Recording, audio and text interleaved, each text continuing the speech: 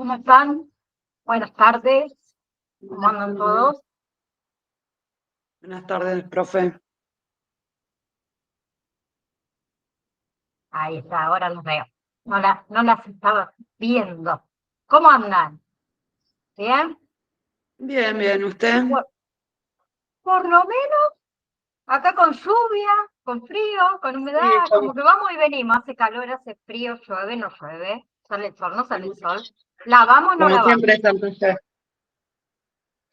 Es la época, es la época. Un poco todo con un poco de resfrío, un poco de tos, un poco de todo. Pero venimos en camino todavía, eso es lo bueno. Chicas, complejo de Edipo, ¿sí? Entonces, el complejo de Edipo, según Freud, lo primero que vamos a ver, según la teoría psicoanalítica de él. Lo primero de todo es que el complejo de Edipo se sitúa en la fase fálica del desarrollo psicosexual, que después vamos a ver cada una de esas fases del desarrollo para que ustedes también la tengan presente, ¿sí?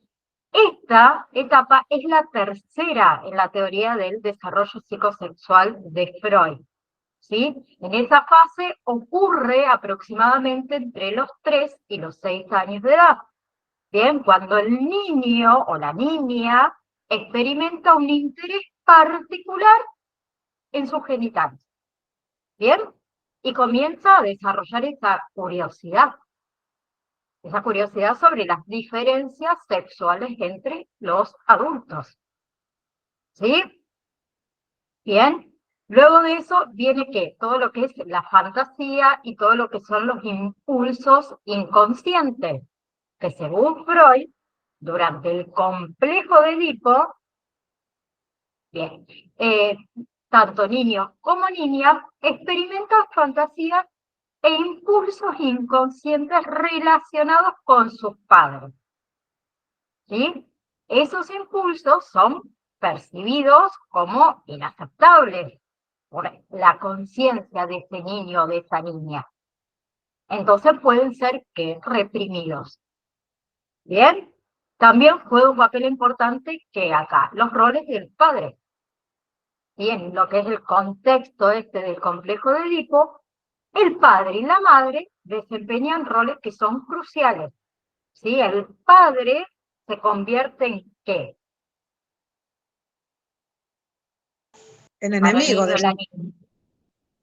como un Sí, enemigo. una figura clara. La competencia. Le Porque está la mamá, sacando su centro de placer. Bien, se convierte, podemos decir, entonces, en una figura de autoridad, ¿sí? En el futuro. Bien, ¿y la madre en qué se convierte?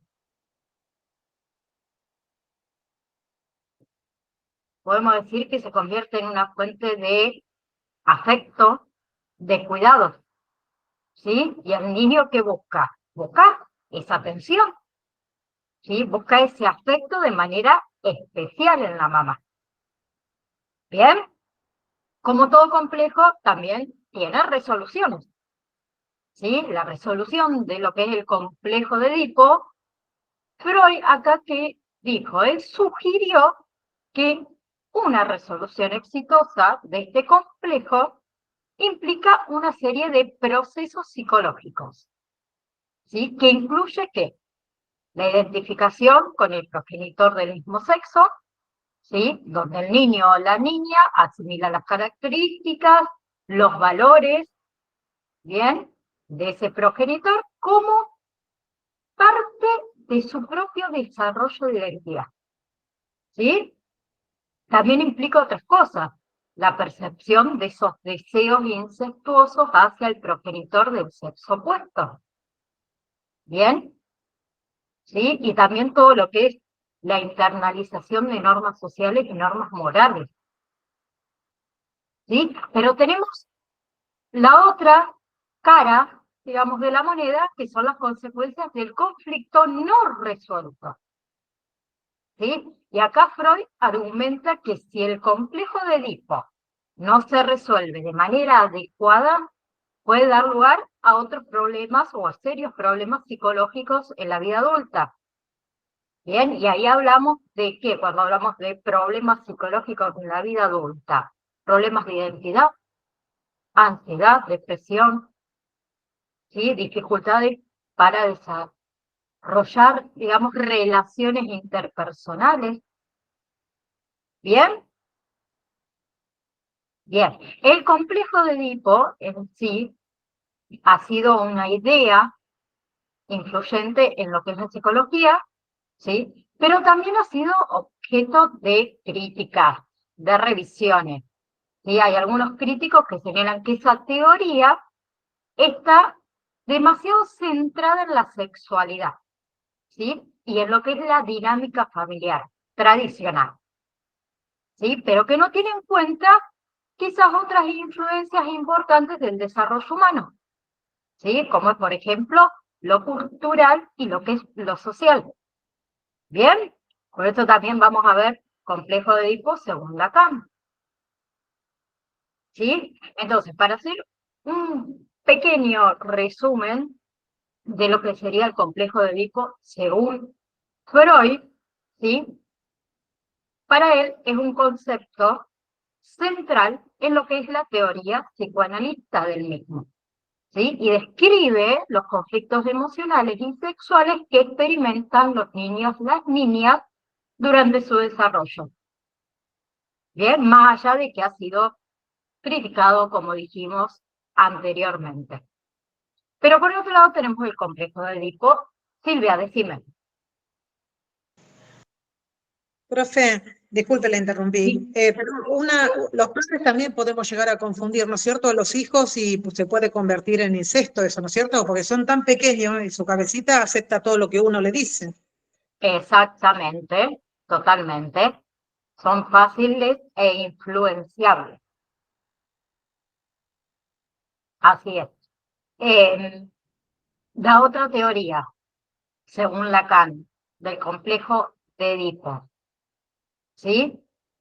Él el complejo de Edipo lo fundamenta como una estructura, ¿sí? Lacan concibe que el complejo de Edipo es una estructura psíquica fundamental que contribuye a la formación del sujeto humano. ¿Sí? Entonces, para Lacan, el complejo de Edipo es un proceso psicológico universal, ¿bien? Que implica que la resolución de conflictos y las tensiones en torno a la sexualidad y las relaciones de poder.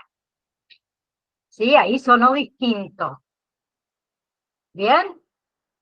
Lacan sostiene que el complejo de Edipo está ligado estrechamente al desarrollo del lenguaje, ¿sí? Y a la adquisición de significantes. ¿Sí? El lenguaje no solo sirve como medio de comunicación, sino que también como una estructura nuestra, ¿sí? De nuestras experiencias subjetivas y de nuestra relación con el mundo. ¿Sí? Entonces, para él, el complejo de Edipo no es simplemente una serie de eventos reales de la vida del niño o de la niña. ¿Sí? Para él es una narrativa más simbólica que organiza y da sentido a todas esas experiencias psíquicas del niño. ¿Sí? Y en toda esa narrativa, él, ¿qué intenta implicar? La relación de ciertos roles, las relaciones sociales, el papel del padre, de la madre, del hijo. ¿Sí? También, en esta teoría, él relaciona el complejo de Edipo con conceptos de castración simbólica. ¿Sí? Lacan argumenta que el niño o la niña renuncia al deseo sexual, ¿sí? Por el progenitor del sexo opuesto como resultado de una amenaza, ¿sí? Una amenaza de castración por parte del progenitor de su mismo sexo. ¿Sí? Y toda esa renuncia al deseo va a ser fundamental para la entrada de ese sujeto en lo que es el orden simbólico, en lo que es la formación de su identidad. ¿Bien? Y acá también Lacan introduce otra cosa, otro concepto, ¿sí? El concepto del nombre del padre. ¿Sí? No hablamos de religión ni nada de eso. ¿Bien? Él introduce ese concepto de nombre del padre como un significante que representa la autoridad y la ley dentro del complejo de Edipo. ¿Sí? Y ese término se va a referir a la función simbólica que desempeña el padre en esa estructuración inconsciente y en la formación del sujeto. ¿Bien? Entonces, este concepto nombre del padre es crucial para la resolución del complejo de Edipo y la entrada del sujeto en el orden simbólico. Sí, Nazaret. Consultita. Todo esto es meramente, a ver, ¿cómo lo podría decir? Desde el lado psicológico, yo pregunto desde la ignorancia, porque tengo un nene varón y cuando lo pasó, o sea, yo no diferencié No lo entre, notaste. exactamente, ni entre el varón y la nena. Por eso consulto. Esto es algo lo cual, si no se supera, genera algo en la psiquis de la criatura. ¿Cómo afecta todo eso? Sí, por eso mismo estuvimos hablando, antes les comenté en la teoría de Freud, y hablamos todos desde el psicoanálisis. ¿Sí? Uno lo puede notar, otro no lo puede notar. Yo de mi parte tengo una nena y nunca noté nada. Sí, por ahí en su momento más apegada al padre y ahora por ahí que está un poco más grande se identifica más conmigo y charlamos de otras cosas, pero como notar algo así que diga, wow, me llama la atención esto o aquello, no me pasó. Sí dice, según Freud, que si el complejo de Edipo no se supera, por decirlo de alguna manera, eh, digamos, sí, no se supera, esto, en fin, puede traer a ese niño, a esa niña algún problema más adelante, como son los problemas de identidad, como es la depresión, como es la ansiedad, pero va todo del lado psicológico. ¿Sí? Lo mismo pasa con esta otra teoría de el complejo de Edipo según Lacan. ¿Sí? También tiene consecuencias, según él, si no se resuelve correctamente, porque, por ejemplo, Lacan sostiene que el fracaso, digamos, de esa resolución, ¿sí? También puede traer consecuencias para el desarrollo psíquico de esa persona, ¿sí? Pero él dice que puede manifestarse como neurosis, como psicosis o como otros trastornos psicológicos, ¿sí? Entonces, para Lacan, el complejo de Edipo es una estructura narrativa y simbólica que organiza las experiencias psíquicas, ¿sí? Y la formación también de ese sujeto humano. Bien, y que su fracaso, en lo que es la resolución, también puede traer consecuencias en el desarrollo psíquico de esa o ese individuo. ¿Sí? Yo tampoco, a mí como le pasó a Nazaret, por ahí tampoco lo noté, pero conozco casos, puedo decir, donde uno, mucho más adelante, ya te hablo de vida adulta, prácticamente llegando a los 40, 50 años, de gente que fue al psicólogo por X motivos y se han descubierto cositas o pequeñas cositas que en esta etapa, ¿sí? Donde se da el complejo de Edipo, no fueron resueltas correctamente y que ha influenciado un poquito en lo que es este individuo hoy en día. ¿Bien? ¿De ahí vamos? ¿Sí? Bien.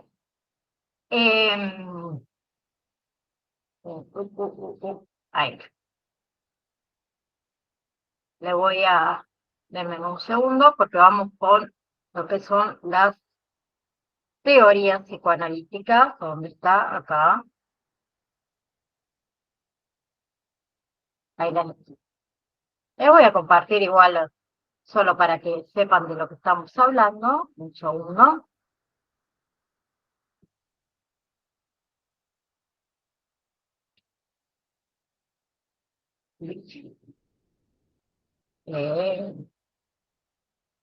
Bien,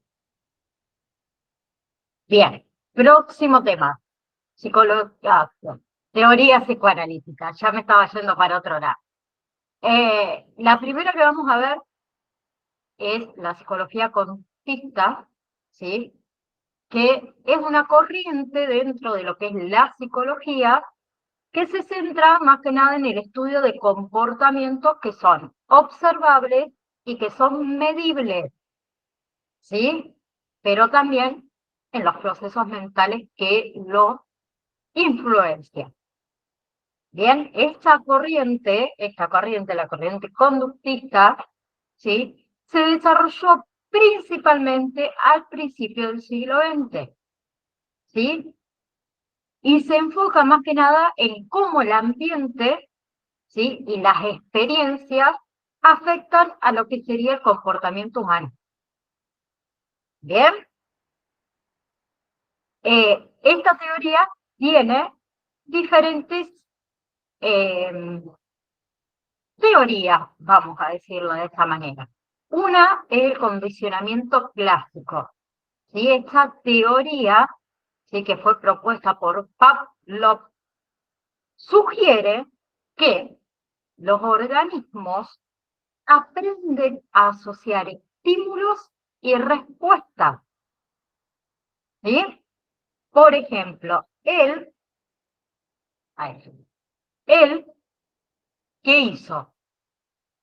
Hizo experimentos con perros, ¿bien? Entonces, ¿él qué hizo? Los animales, estos perros, aprendieron a asociar, ¿sí? Un estímulo neutral, que en este caso era una campanita, con la comida, ¿sí? Que era un estímulo incondicional esa comida. Entonces, ¿qué hacía? Cada vez que sonaba la campanita, los perros, ¿sí? Lo asociaban con comida, con ese estímulo incondicionado, ¿sí? Entonces, el perro, ¿qué hacía? Empezaba a salivar, ¿bien? Eso es una respuesta incondicionada. ¿Qué sucedió? Con el tiempo, la campana, ¿sí? Solo con ver la campana o tocar la campana, provocaba que el perro salivara. Y eso se conoce como respuesta condicionada, ¿sí? Otro es el condicionamiento operante, ¿sí? Que fue desarrollado por Skinner, ¿sí? Esa teoría se enfoca en cómo las consecuencias de una acción afectan la probabilidad de que esa acción se repita en el futuro. ¿Sí? Según lo que es el condicionamiento operante, un comportamiento seguido de consecuencias positivas, ¿sí? Tiende a ser repetido, ¿sí? Mientras que un condicionamiento, o un comportamiento, mejor dicho, no condicionamiento, un comportamiento seguido de consecuencias negativas, uno tiende a ¿qué? A evitarlo, ¿sí? Entonces él introdujo acá que el concepto de refuerzo, que el refuerzo sería lo positivo y negativo, y castigo, como forma de modificar ese comportamiento. ¿Bien? Otro es el aprendizaje social, ¿sí? Que fue propuesta por Albert Bandura, ¿sí? Es un enfoque que destaca el papel de observación y la imitación en el aprendizaje. ¿Bien? Esa teoría sostiene que las personas aprenden no solo a través de la experiencia directa, ¿sí? Sino que al observar a otros, al ver también las consecuencias de esas acciones, también aprenden. ¿Bien? Y él acá introdujo otro concepto que es el de modelador, donde los individuos imitan el comportamiento de modelos, ¿sí? Por eso cuando nosotros que somos por ahí padres, hemos escuchado alguna vez que alguien nos ha dicho, no hagas eso delante de tu hijo porque te va a copiar, te va a imitar, porque aprenden. Nosotros somos modelos para nuestros hijos. Sus docentes son modelos para los chicos, ¿sí? Y hay conceptos básicos del conductismo, que uno es el estímulo, ¿sí? Que es cualquier señal, cualquier información, cualquier evento que produce una respuesta en nuestro organismo, ¿sí? El otro es la respuesta, ¿sí? Que es cualquier conducta, ¿sí? Que surge como reacción a un estímulo. La otra era el antes el condicionamiento, ¿sí? Que es un tipo de aprendizaje que lo vimos, que está derivado de la asociación entre lo que es un estímulo y la respuesta que va a haber, y lo que sería refuerzo es cualquier consecuencia de una conducta, ¿sí? Que nos va a aumentar esa posibilidad de que se vuelva a repetir. Y por último, el castigo, ¿sí? Que es totalmente lo opuesto al refuerzo. ¿Bien? Si hay consecuencias en una conducta, hay menos probabilidad de que la volvamos a repetir. Bien, entonces en esta teoría conductista tuvo bastante influencia también en diversas áreas de la psicología, ¿sí? En la práctica clínica, en la educación, ¿bien? Y a través de todo lo que son estudios de comportamiento que fueron observables, ¿sí?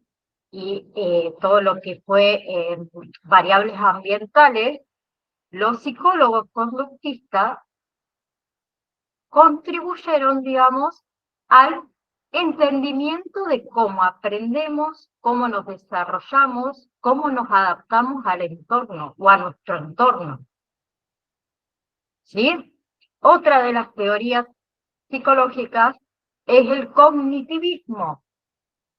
¿Sí? Ustedes tienen en el campus virtual también, yo les coloqué unos pequeños videitos, bastante cortitos cada uno, pero bien explicado, bien simple, de lo que trata cada una de estas teorías.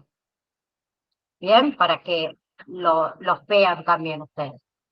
Les decía, el cognitivismo, ¿sí? También es una corriente dentro de la psicología que se centra en ¿qué? En el estudio de los procesos mentales internos, bien, como la percepción, la atención, la memoria, el pensamiento y el lenguaje. Bien, y a diferencia, por ejemplo, del conductismo, ¿sí? Que se enfoca principalmente en el comportamiento observable, el cognitivismo examina cómo la mente procesa la información y cómo esos procesos influyen en el comportamiento humano. Bien, y algunas teorías y algunos conceptos que son fundamentales del cognitivismo podemos nombrar el procesamiento de la información. ¿Sí? Es una teoría que propone que el cerebro humano procesa la información de manera similar a una computadora. ¿Sí? A través de una serie de procesos secuenciales, que incluye que la entrada de la información, el procesamiento, el almacenamiento y la producción de una respuesta. ¿Sí? Y el modelo de procesamiento, digamos, de la información fue fundamental para comprender cómo se lleva a cabo el aprendizaje, cómo se lleva a cabo la resolución de problemas, cómo se lleva a cabo la toma de decisiones. ¿Bien? ¿Está ahí? ¿O vamos muy rápido? Ay, vamos. ¿Le sigo? Bien.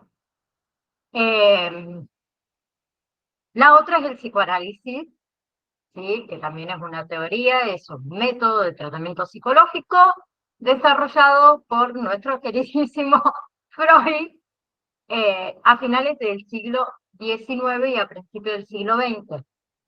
¿Sí? El psicoanálisis se basa en la idea de que gran parte del comportamiento humano está influenciado por procesos mentales inconscientes, ¿sí? Y conflictos psicológicos que se originan en la infancia. ¿Bien? Y conceptos fundamentales del psicoanálisis, estuvimos viendo algo, por ejemplo, el inconsciente. ¿Sí? Según Freud, gran parte de nuestra mente está compuesta por contenido inconsciente, ¿sí? Que consiste en pensamientos, en deseos, en impulsos, en recuerdos reprimidos, que están fuera de nuestra conciencia consciente, mejor dicho, ¿sí? Pero que influyen mucho en nuestro comportamiento y en nuestras emociones, ¿sí?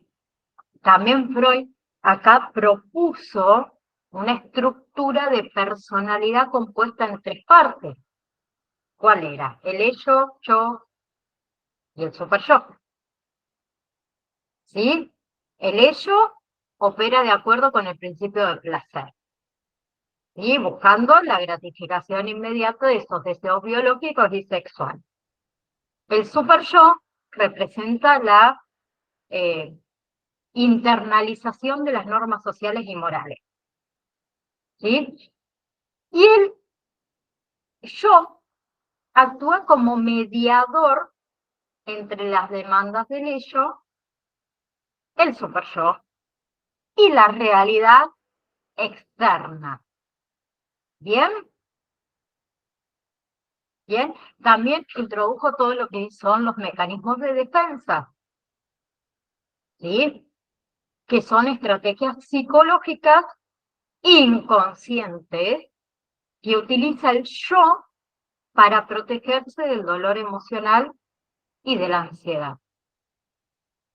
¿Sí? Y un ejemplo de mecanismo de defensa es, por ejemplo, la represión. ¿Sí? Es un olvido consciente del pensamiento o recuerdos dolorosos. La negación es otra. ¿Sí? El rechazo consciente de una realidad incómoda. Otro mecanismo de defensa que podemos nombrar es, por ejemplo, la proyección. ¿Sí? Es una atribución de nuestros propios pensamientos y sentimientos, o sentimientos, mejor dicho, a otras personas. Romina. Buenas tardes. Un mecanismo de defensa puede ser cuando no sabemos cómo actuar o cuando otra persona no sabe cómo actuar frente a una situación, por ejemplo, falleció un ser querido y lo tengo que transmitir y como no sé cómo actuar y la otra persona se pone mal, le digo, bueno, ya está, estaba enfermo, ya pasó y no sé, y vamos a la plaza, por una Y cosa es un, así. es un mecanismo de defensa, totalmente. ¿Sí? ¿Sí? Y lo hacemos de forma consciente, porque en realidad a lo mejor nos sentimos incómodos, no sabemos cómo actuar. ¿Sí? Y es una manera de negación también, de negación hacia esa realidad de lo que está sucediendo, ¿no? Otro que entra dentro del psicoanálisis, complejo de Edipo, que no lo vamos a ver de nuevo, pero sí los nombro. Y me falta el análisis de los sueños. ¿Sí? Acá Freud creía que los sueños eran ¿qué? expresiones simbólicas de deseos inconscientes y conflictos psicológicos.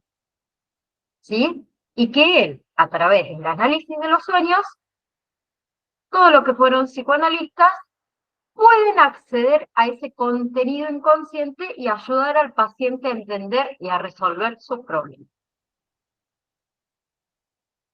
¿Sí? Bien, ya que hablamos de el análisis de los sueños, voy a ir con lo que es la hipnosis, que tanto la hipnosis como el análisis de los sueños son herramientas que se utilizan o son utilizadas en el campo o en el ámbito de la psicología, ¿sí? Más que nada en lo que son enfoques terapéuticos como psicoanálisis, psicoterapia, ¿sí?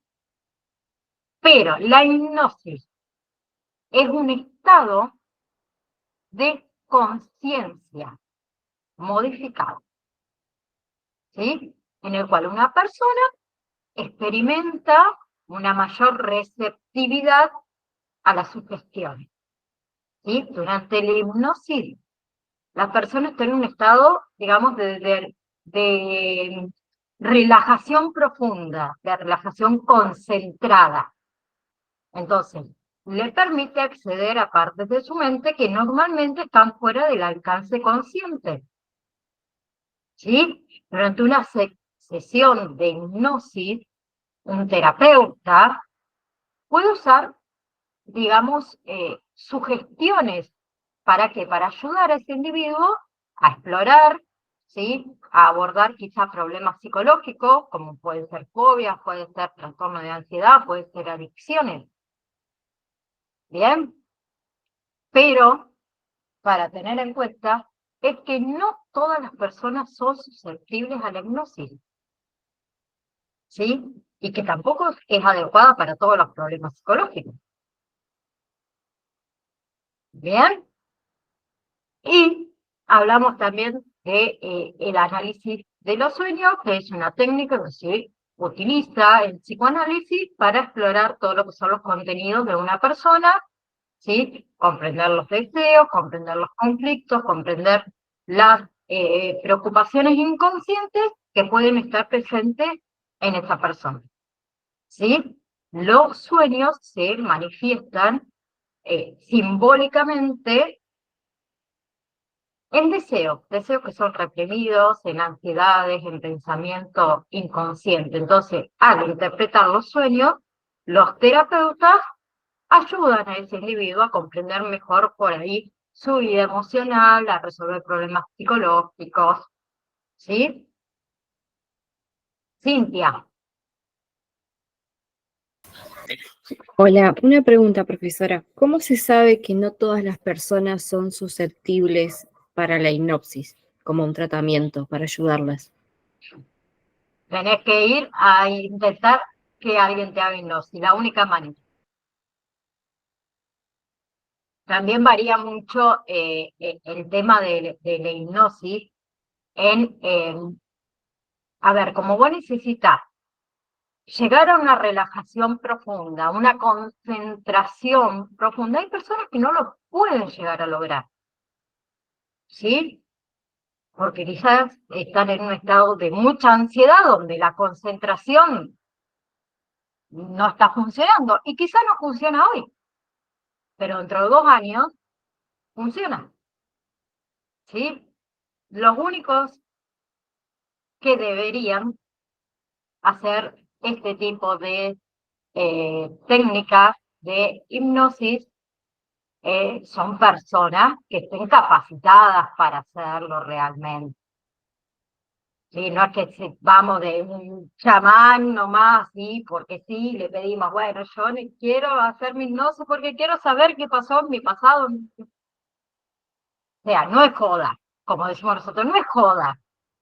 Sí, se utiliza, en realidad en psicología se utiliza para problemas bastante serios psicológicos. ¿Sí? Pero la única manera para saber si sos susceptible o no para poder hacerte una hipnosis es intentando.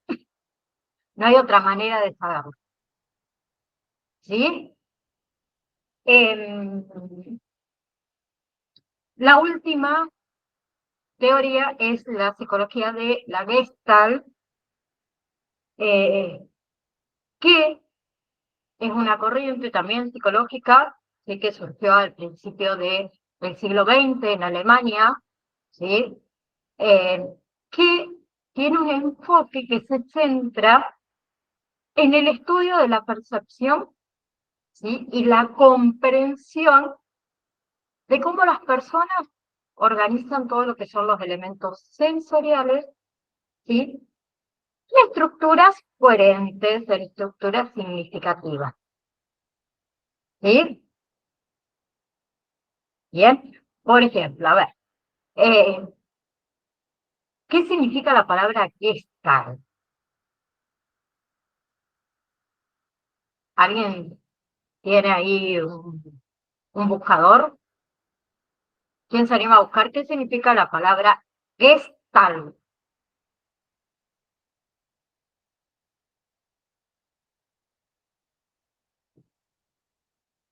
Erika, Forma. Porque uno forma, mira las bien, formas. forma, configuración, perfecto. Eso a tener en cuenta. Entonces, en ese contexto, esta corriente psicológica se refiere a la percepción de los objetos o eventos, ¿sí? Como totalidades significativas, ¿sí? En lugar de la suma de sus partes individuales. ¿Bien? Y acá tenemos que las leyes de la percepción, ¿sí? Los psicólogos de la Gestalt identificaron varias leyes que describen cómo percibimos y cómo organizamos los estímulos sensoriales. ¿Sí? Después lo vamos a ver también un poquito a esto, cuando hablemos de percepción y demás, ¿sí? Pero algunas de esas leyes,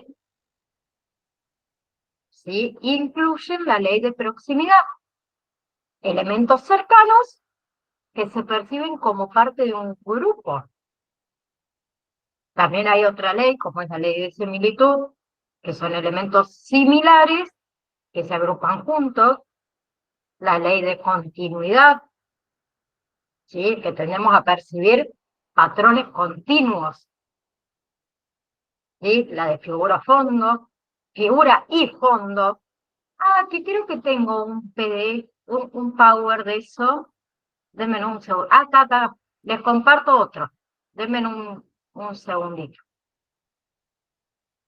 Para que ustedes vean de lo que estoy. Ay, no. ¿Qué es? A ver. Ah, porque claro, estoy en la otra comp, que quiero. No lo iba a poder hacer nunca de acá.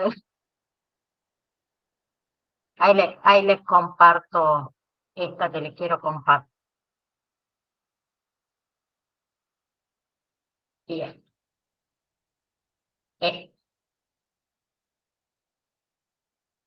Un segundito hasta que aparezca.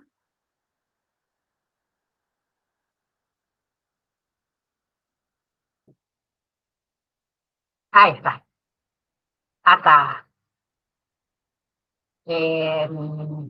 Percepción, yo quería ir para el de agrupación, acá lo tienen, ¿sí? Que presenta varios estímulos que tendemos a percibir como agrupados en una estructura determinada por proximidades, semejanza, continuidad. Uno de los ejemplos es este, ¿sí? Mayormente que vemos filas y hileras siguiendo un patrón o demás, pero no lo vemos en conjunto muchas veces. ¿Sí? Esta también, ¿sí? Algunos pueden decirme, bueno, yo ahí percibo no sé, un jarrón. Bueno, no sé, yo para mí es más un portavela que un jarrón, pero bueno, supongamos que un jarrón o dos caras enfrentadas, ¿no? Esta tenemos lo que es la percepción del movimiento, ¿sí? Los más comunes son los letreros que se iluminan, que generan un movimiento, pero esta imagen también. Es una imagen estática, pero eso percibimos que esos elefantes están avanzando. Hay una continuación, ¿no?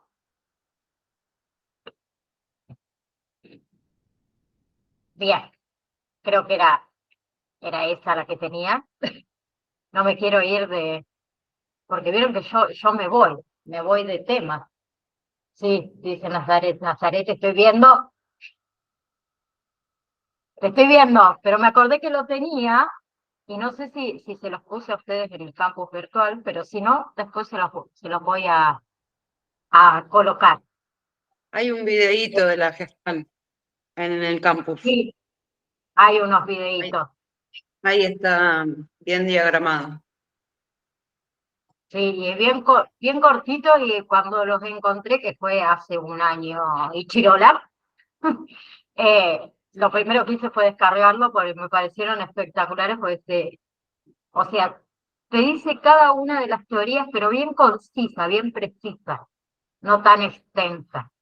Bueno, era Loto, también figura fondo, ¿sí? Que es una teoría de, como dice la palabra, figura fondo, que sugiere que percibimos objetos en un contexto, ¿sí? Objetos es la figura, contexto el fondo, ¿sí? La figura es el objeto principal de atención y el fondo es el área circundante que proporciona el contexto para esa figura. Bien, la otra era la percepción del movimiento, que ya lo vimos, y otra de las teorías que entra dentro de la psicología de la Gestalt es las aportaciones a la terapia. ¿Sí? La Gestalt ha ido, o ha sido, mejor dicho, influenciado en enfoques terapéuticos. ¿Sí? Se utilizó mucho. Ese enfoque más que nada se centra en ¿qué? En la conciencia del aquí y del ahora. ¿Sí? En las responsabilidades también personal. ¿Sí? En resumen, ¿alguien quería decir algo? ¿No? Me quedo ahí, bien. En resumen, la psicología de la Gestalt más que nada destaca la importancia de la percepción, ¿sí? De la organización conceptual en la comprensión del comportamiento humano, ¿sí? Pero también en áreas como por ejemplo el arte y la terapia. ¿Bien?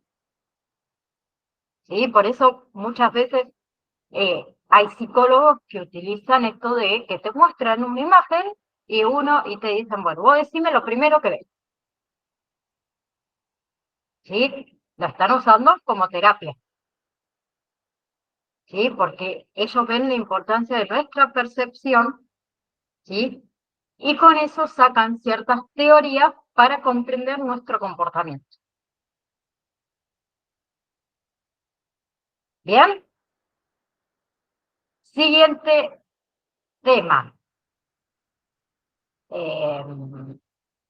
Bien. Emociones.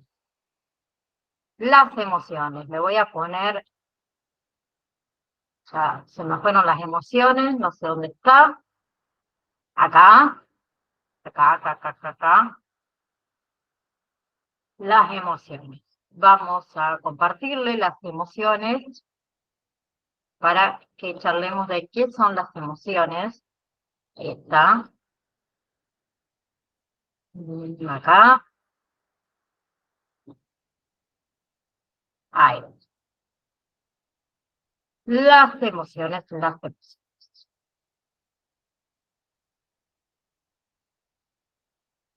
Las emociones, chicuelas. ¿Las pueden ver, no? ¿Sí? Bien. ¿Qué son las emociones?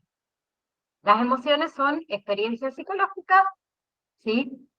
Y fisiológicas, ¿bien? Que surgen en respuesta a estímulos internos o externos que son percibidos como significativos para uno. Bien, las emociones son componentes fundamentales de la vida humana. Las emociones desempeñan un papel crucial en lo que es la forma en la que percibimos, la forma en la que experimentamos, la forma en que nos relacionamos con el mundo que nos rodea. ¿Sí? Las emociones tienen que componentes, como le dije antes, tanto componentes psicológicos como componentes fisiológicos. ¿Sí? Los componentes psicológicos incluyen ¿qué? La experiencia subjetiva de la emoción, ¿sí? Como es el sentimiento de alegría, por ejemplo, de miedo, de tristeza, ¿sí? Y los componentes fisiológicos, que implican que cambian nuestro cuerpo, ¿sí? Por ejemplo, aumento del ritmo cardíaco, sudoración, liberación de hormonas, cambios en la respiración, ¿sí? Las emociones tienen, o cumplen, mejor dicho, varias funciones adaptativas en la vida de cada individuo.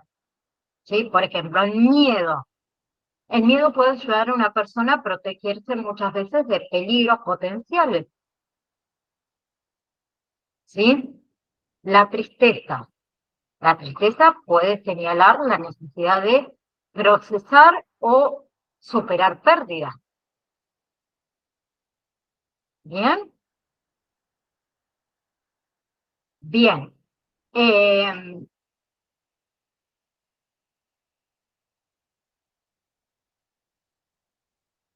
Acá, vamos. Estaba bien. Pensé que estaba bien. Todo lo que son las emociones primarias, porque tenemos emociones primarias y tenemos emociones secundarias.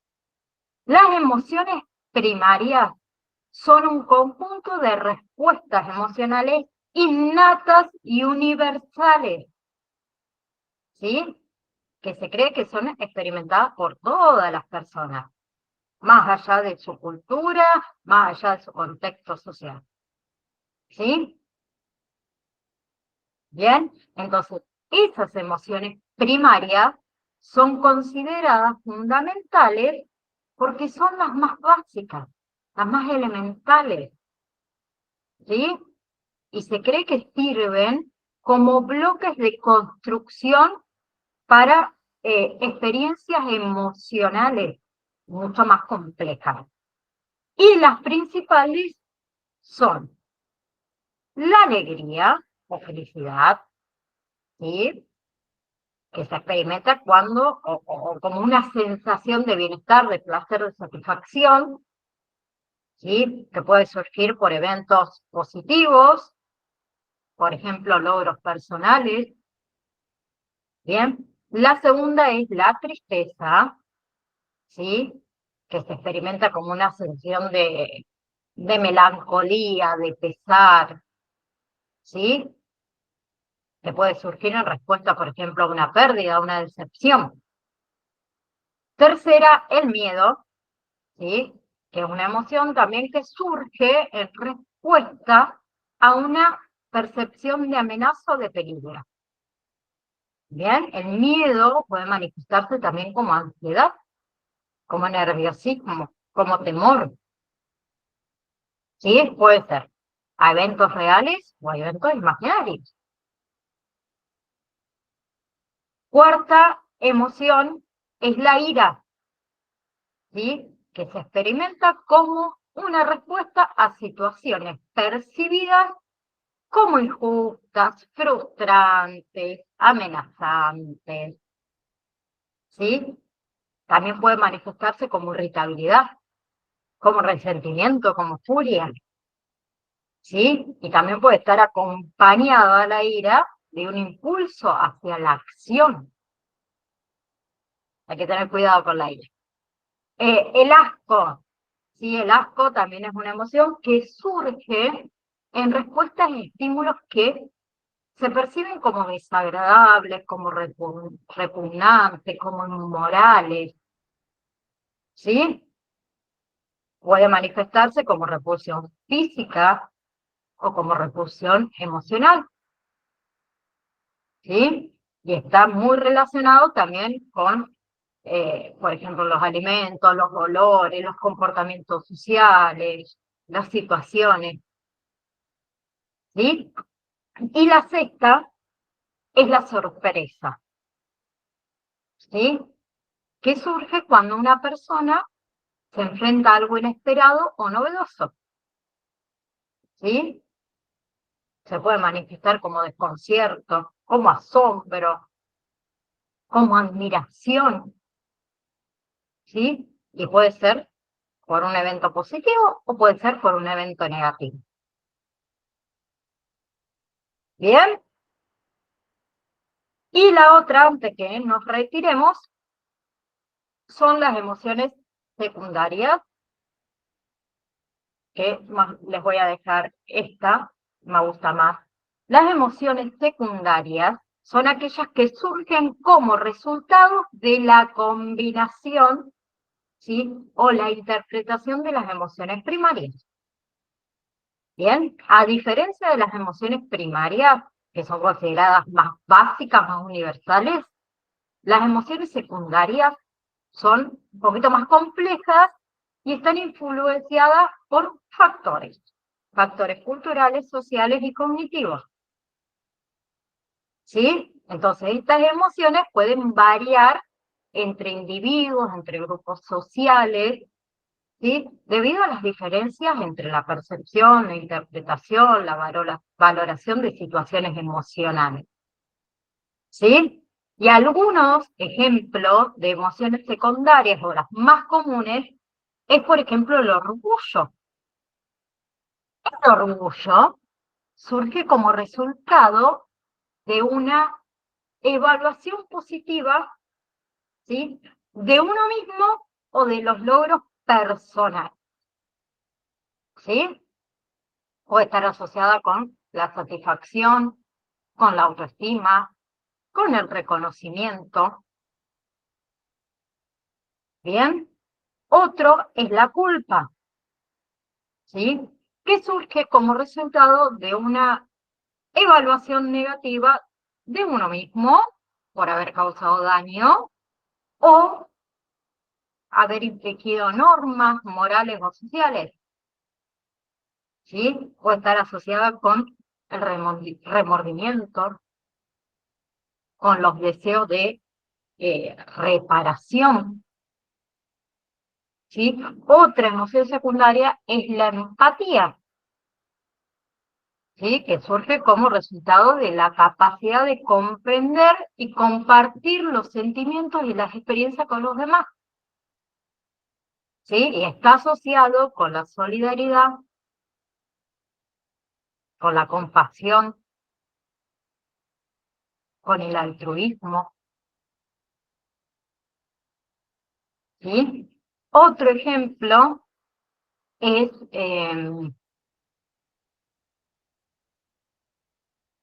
a ver, pues,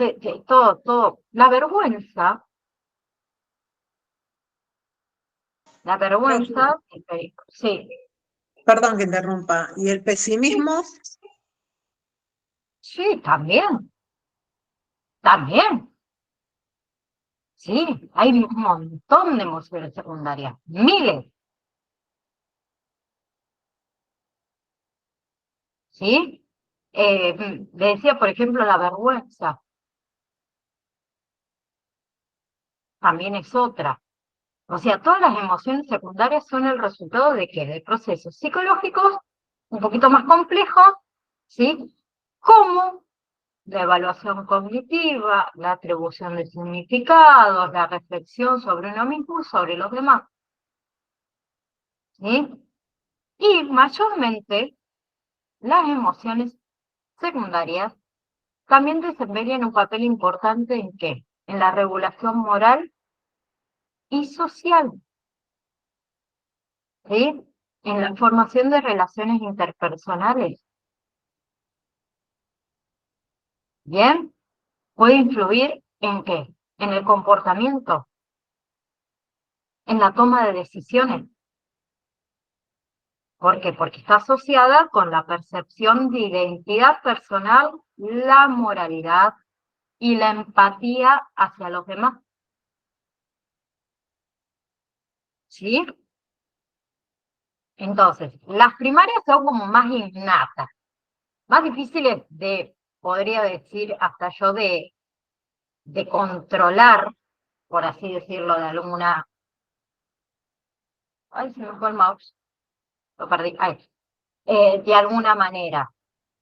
¿Sí? Las secundarias, por ahí, son un poquito más fáciles de controlar y no todo el tiempo vamos a tener esas emociones secundarias. ¿Sí? Tenemos que aprender a manejar un poquito nuestras emociones, aunque no es fácil. Como siempre lo digo, me pongo en primer plano a mí porque yo para controlar mis emociones soy como media... Ah, por ahí siempre lo dice nuestro director, me lo dice siempre, no es lo mismo, uno puede estar muy enojado, muy enojado. Y tengo ganas de, no sé, agarrar a Daniel y decirle todo lo que pienso y se lo vomito así de una. ¿Y las consecuencias? Entonces a veces tampoco está bueno vomitar todo lo que uno tiene, eh, por más que en el momento diga, bueno, me siento re aliviada porque le dije a Daniela todo lo que me pasaba, todo lo que sentía. Pero no pensé quizás en consecuencias. Entonces a veces no está bueno vomitar, por más emociones que nosotros sintamos, eh, vomitar todo así. ¡Ah! Romy, Ahí, antes de terminar, eh, les, les sugiero a las chicas, para las que no lo vieron, justo que vos pusiste la imagen con la película de Intensamente, que ahí está justo esto de las emociones, no puede estar mejor explicado y nos ayuda a entender nuestro propio funcionamiento de nosotros mismos. Y con esto que vos decías de vomitar lo que uno siente, yo siempre acá a mis hijos le digo, todo va en el tonito, porque yo te puedo estar mandando a la miércoles, pero te lo digo de un tonito tan decorado que a lo mejor hasta o no te das cuenta o no te cae mal. Entonces yo siempre les digo, todo va en el tonito. sí, sí, yo tengo una forma de ser que la manejo todos los días. A mí me sale la ira, sí, me da gana de, a veces hasta atravesar pantallas de teléfono y decir, llevo del otro lado y no, Nay, calma, centrate en el eje, porque mi eje como que empieza a dar muchas vueltas y me voy.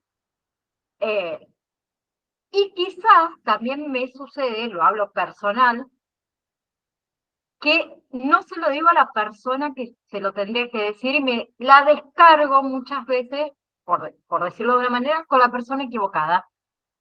Y eso también genera conflictos. Entonces mis emociones en algún momento a veces se me desbordan y mucho, y otras veces uno sabe que, bueno, pará, si yo largo esta emoción así de esta manera, quizás me trae consecuencias. Entonces hay emociones que las podemos controlar entre comillas, porque la emoción está.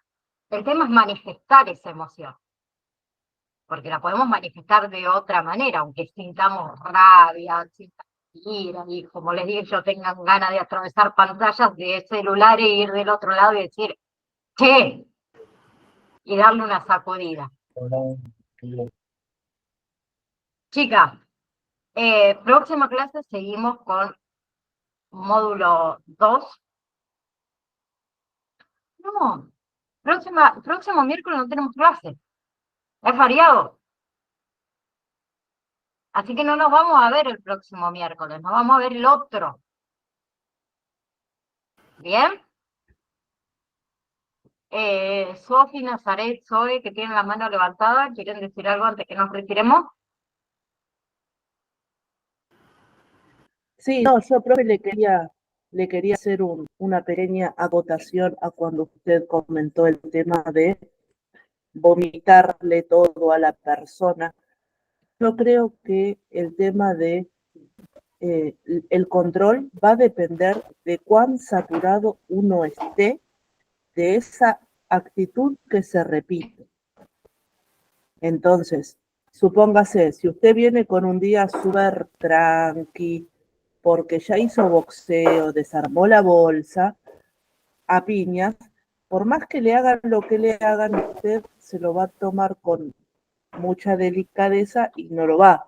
Entonces yo creo que la manera que uno tiene para no cometer el sincericidio es regularlo, porque yo soy de esas personas que piensan que cuando la situación se repite es porque alguna enseñanza te quiere dejar. Y si te deja nada, y no es para vos. Gracias, Nazaret. Sadia, Hola, ¿qué tal, profe? Hola, chicas. Yo lo que comentaba hace un rato en el trabajo era, porque tenemos que ser duros con algunas personas y con las palabras correctas. No hace falta que uno agreda diciéndole en un tono muy, muy exasperado, porque tenemos que emplear la empatía de ver cómo se siente esa persona. Y una de esa persona no está también en las buenas condiciones que está y tampoco se va a sentir bien si uno le dice las cosas de mala manera. Nos surgió una situación dentro de unos jovencitos y lo que estuvimos hablando esta mañana en el trabajo es eso, decírselo de la mejor manera, cosa que puedan comprender de lo que han hecho que está mal. Hay que ponerse en los pies del otro. Si así nos es. enojamos y lo decimos de mala manera, creo que lo van a tomar mal Sí, y va a ser peor las consecuencias. es como está el dicho, No, quien se enoja pierde. claro, es así. Además, uno de qué vale, si uno está al frente de chicos, de qué vale decir las cosas de mala manera o en cierto tono, que el niño no te lo va a comprender, el jovencito no te lo va a comprender. Al contrario, te va a cerrarse más y no va a escucharte. Es Totalmente. así. Ujú. Gracias, Sadia. No, de nada.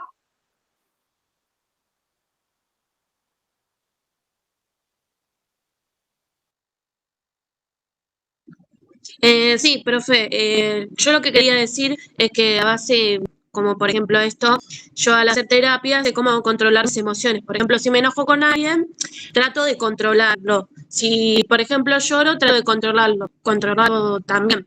Es como que aprendí a manejar más mis emociones y todas esas cosas a partir de la psicología y a partir de las terapias y todo eso, y me ayudó mucho a comprender y ponerme en el lugar del otro. Solo eso.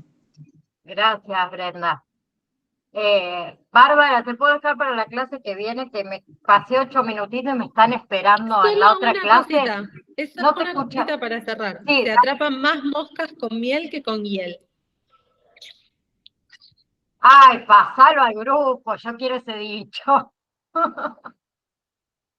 Gracias, Bárbara. Chicas y chicos, nos vemos el miércoles que viene, no el otro. Acuérdense que el miércoles próximo no hay clase. ¿Sí? Les Gracias, mando un profe. saludo a cada uno de ustedes, que tengan un hermoso día. Gracias igualmente. Chao.